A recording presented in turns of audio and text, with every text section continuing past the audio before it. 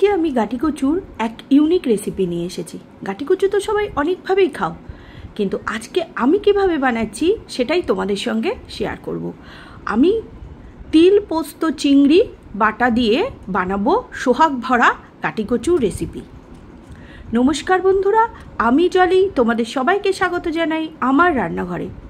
আর এই গাটি কচুর রেসিপি বানাতে আমি কি নিয়েছি, কিভাবে বানাবো, সম্পূর্ণটাই তোমাদের সঙ্গে শেয়ার করব। চলো দেখে নিই। আমি প্রথমে আলুগুলোকে এরকম টুকরো করে কেটে নিয়েছি, আর গাটি কচুগুলোকেও এরকম কেটে দুভাগ করে নিয়েছি। এরকম ছোট ছোট টুকরো করে নিয়েছি, অনেকক্ষণ কাটা রয়েছে বলে একটু কালো হয়ে গেছে গাটা। আর এদিকে নিয়েছি চিংড়ি মাছ, আমি বড় ছোট মিলিয়ে চিংড়ি মাছ নিয়েছি, পেঁয়াজ কুচি, আস্ত রসুন, কাঁচা লঙ্কা।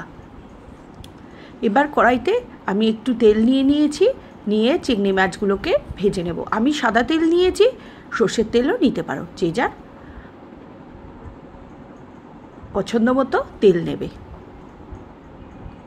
এবার পেঁয়াজটা খানিকটা ভাজা ভাজা হলে তারপরে আমি এর মধ্যে দিয়ে দেব রসুন, আস্ত কাঁচা লঙ্কা দিয়ে আবারও আমি এটাকে একটু নাড়িয়ে চাড়িয়ে নেব। নিয়ে খানিকক্ষণ ভাজা হলে দিয়ে দেব চিংড়ি মাছ। এই যে বলেছিলাম না, ছোট বড় চিংড়ি মিলিয়ে নিয়েছি, কুচো ছোট ছোট চিংড়ি ছিল, ভর্তা করার যে চিংড়িগুলো আমার ছিল ওই চিংড়ি আর বড় চিংড়ি মিলিয়ে নিয়েছি। নিয়ে বড় চিংড়িতে এটা ভালো হয়, তা আমার বড় চিংড়িটা কম ছিল বলে আমি অল্প একটু ছোট চিংড়ি নিয়েছি। আমি এবার পরিমাণ মতো নুন হলুদ দিয়ে এটাকে একটু খানিকক্ষণ চিংড়ি মাছটাকে পেঁয়াজটাকে একটু ভাজা ভাজা করে নেব। একটু ভাজা হলে তারপরে আমি এর মধ্যে দিয়ে দেব এই যে 2 চামচ সাদা তিল আর 2 চামচ পোস্ত। সাদা তিল আর পোস্ত দিয়ে আবারও আমি এই চিংড়ি মাছ, পেঁয়াজ, রসুন আর সাদা তিল পোস্ত দিয়ে ভালো করে ভাজা ভাজা করে নেব।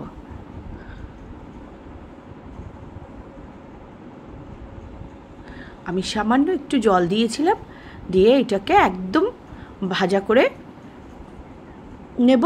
ভাজা হয়ে গেলে, এবার আমার এটা ভাজা হয়ে গেছে, এবার এটাকে আমি গ্যাসের ফ্লেম বন্ধ করে ঠান্ডা হতে দেব। এইটাকে এবার আমি মিক্সিতে নিয়ে নেব, ঠান্ডা করে মিক্সিতে একটা পেস্ট বানিয়ে নেব। এই চিংড়ি, পোস্ত, তিল আর পেঁয়াজ, রসুন, কাঁচা লঙ্কা দিয়ে একটা মিহি পেস্ট বানিয়ে নেব। এই যে এটাকে এবার আমি এই মিক্সি জারে নিয়ে নেব। এই পর্যন্ত যারা আমার ভিডিওটা দেখছো তারা একটা লাইক দিয়ে দেখবে।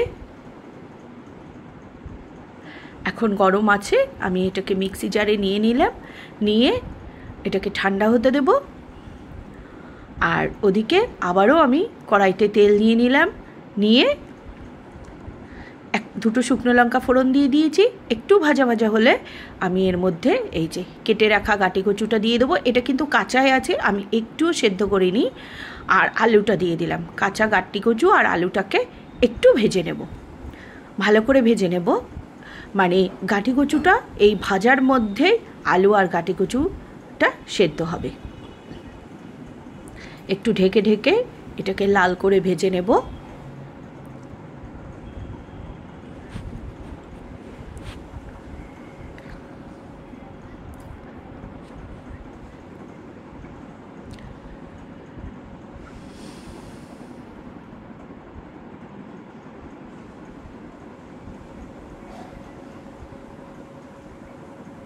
এই যে আমি পরিমাণ মতো নুন আর হলুদ দিয়ে দিয়েছি, দিয়ে আবারও এটাকে একটু ভেজে নেব একদম লাল করে। গাটি কচু আর আলুটা ঢেকে ঢেকে ভাজবো, কেননা তাহলে এটা তাড়াতাড়ি নরম হয়ে যাবে এবং ভাজাটাও সুন্দর হবে।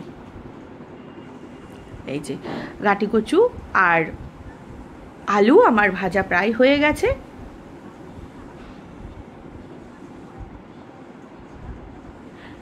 এবার আমি মিক্সিতে যে করে রাখা পেস্টটা দিয়ে দেবো। চিংড়ি, পোস্ত, তিল, পেঁয়াজ, রসুন, কাঁচা লঙ্কা দিয়ে যে পেস্টটা বানিয়েছিলাম, এই পেস্টটা এবার আলু আর গাটি কচুর মধ্যে দিয়ে দেবো। দিয়ে মশলাটা দিয়ে গাটি কচু আর আলুটাকে ভালো করে কষিয়ে নেব। এই যে অসাধারণ স্বাদের এই রান্নাটা হয়। কেউ কোনো দিন খেয়েছো কি না জানি না, আমি এখনও পর্যন্ত এই যে ইউটিউবে রান্না দেখি সবার গাঁটি কচু, এইভাবে আমি কখনো দেখিনি। যদি তোমরা কেউ খেয়ে থাকো তার সে তো জানোই, আর যারা খাওনি তারা একদিন এইভাবে বানিয়ে দেখো, দুর্দান্ত লাগে। এই যে একটু চিনি দিয়ে দিলাম, চিনিটা অপশনাল, যারা খাবে না তারা স্কিপ করবে। গাঁটি কচু এইসব জিনিসের তো কোনো টেস্ট নেই, সেই জন্য নুন আর একটু চিনি দিলে টেস্টটা ব্যালেন্স হয়। এইবার আবারও আমি এটাকে একটু ঢেকে নেব, মিনিট 5 এটাকে আমি ঢেকে রেখেছিলাম। এই যে একটু শুকনো লঙ্কার গুঁড়ো আর 2টো কাঁচা লঙ্কা একটু মাঝখান থেকে ভেঙে দিয়ে দিলাম। মশলাটা আমার প্রায় কষানো হয়ে গেছে, আলু আর গাঁটি কচু প্রায় অনেকটাই নরম হয়ে এসেছে। এবার আমি এর মধ্যে দিয়ে দেব ইলেকট্রিক কেটলিতে যে জল গরম করে রেখেছি, আমি জলটা দিয়ে দেব। এই দেখো একদম শুকিয়ে গেছে, মশলাটা আমার কষানো হয়ে গেছে। এবার আমি ইলেকট্রিক কেটলিতে জল গরম করে রেখেছিলাম, সেই জলটা এর মধ্যে দিয়ে দেব।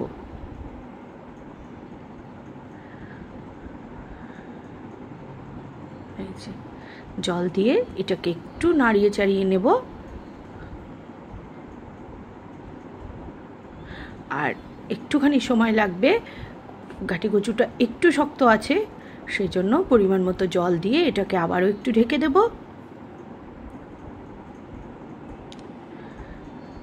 আমার রান্নাটা প্রায় কমপ্লিট হয়ে এসেছে। এর মধ্যে সামান্য একটু নুন দিয়ে দিলাম, নুন মিষ্টি ঝাল এটা যে যার টেস্ট ওয়াইজ দেবে। আমি 5-7 মিনিট মতো ঢেকে রেখেছিলাম। এটা এবার আমার প্রায় রেডি হয়ে গেছে। আমি একটু চেক করে দেখব কচুগুলো গলেছে নাকি, একটু সামান্য শক্ত আছে, সেজন্য আমি আর একটুখানি ঢেকে দেব। এবার আমার এই যে গ্রেভিটাও আমার শুকিয়ে এসেছে এবং কচুও একদম সেদ্ধ হয়ে গেছে।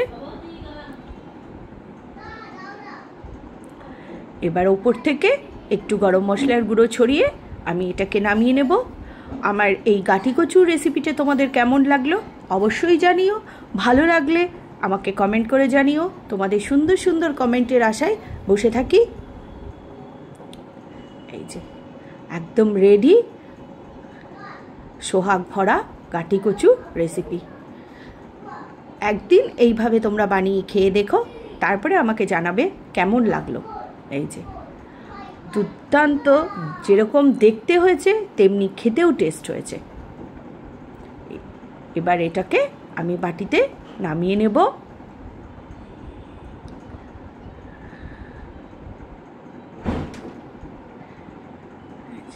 চিংড়ি পোস্ত তিল বাটা দিয়ে সোহাগ ভরা গাঁটি কচুর রেসিপি আমার রেডি।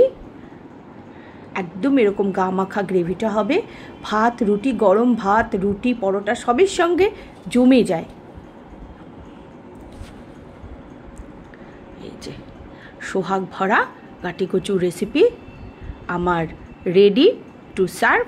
ভালো লাগলে আমার চ্যানেলটাকে লাইক ও সাবস্ক্রাইব করে আমার পাশে থেকো। আর আমার এই রেসিপিটা কেমন হয়েছে অবশ্যই করে কিন্তু জানাবে। তোমাদের ভালো ভালো কমেন্টস পেলে আমি আরও নতুন রেসিপি দেওয়ার আনন্দ পাবো।